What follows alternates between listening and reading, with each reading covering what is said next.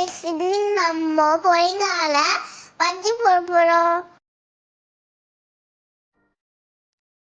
இந்த மாதிரி round cut பண்ணிக்கோங்க. வேஸ்டான ரேபிட்டுக்கு குடுத்த பஜ்ஜி மாவை தண்ணி ஊற்றி நல்லா மிக்ஸ் பண்ணிக்கோங்க. எண்ணெய காய வச்சுக்கோங்க. பஜ்ஜி மாவுல முக்கி ஃப்ரை பண்ணலாம்.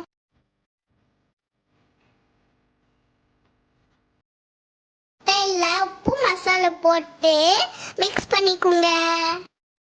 இந்த மாதிரி நடுவுல முட்டையை ஊற்றி ஃப்ரை பண்ணிக்கோங்க.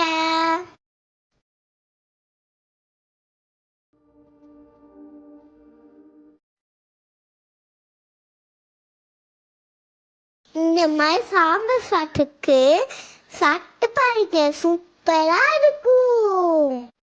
நீங்களே இந்த மாதிரி செஞ்சு சாப்பிடுங்க. ஹாய் ஃப்ரெண்ட்ஸ், இன்னைக்கு நம்ம கட்டால் ஜூஸ் பண்ண போறோம். கட்டால ஜெல்ல கட் பண்ணி எடுத்துக்கோங்க. குட்டியை கட் பண்ணிக்கோங்க. ஜெல்ல நிறைய தண்ணி ஊற்றி கழுவிக்கோங்க. நம்ம தோட்டத்துல இருந்து லெமனை பறிச்சுக்கலாம்.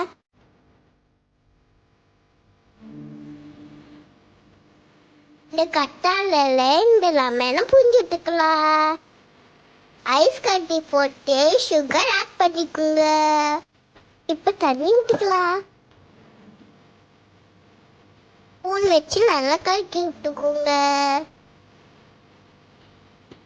இதுக்கு ஸ்டார் ரெடி பண்ணலாம். சூப்பரா இருக்கு. ஹாய் ஃப்ரெண்ட்ஸ், இன்னைக்கு நம்ம திருப்பி கார்ன் செய்ய போறோம். கார்னை தண்ணீருக்குள்ள போட்டா அவிச்சு வச்சுக்கோங்க.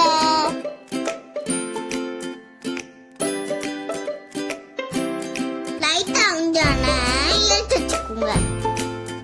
கார்னை உடுத்து வச்சுக்கோங்க. உப்பு, சில்லி பவுடர், கார்ன்ஃப்ளவர் மாவை போட்டு கலக்கி வச்சுக்கோங்க. இப்போ எண்ணெயில போட்டு ஃப்ரை பண்ணலாம். நல்லா கோல்டன் கலரா ஆயிடுச்சு. இப்போ எடுக்கலாம். கட் பண்ணி வச்சிருக்க ஆனியனை போட்டு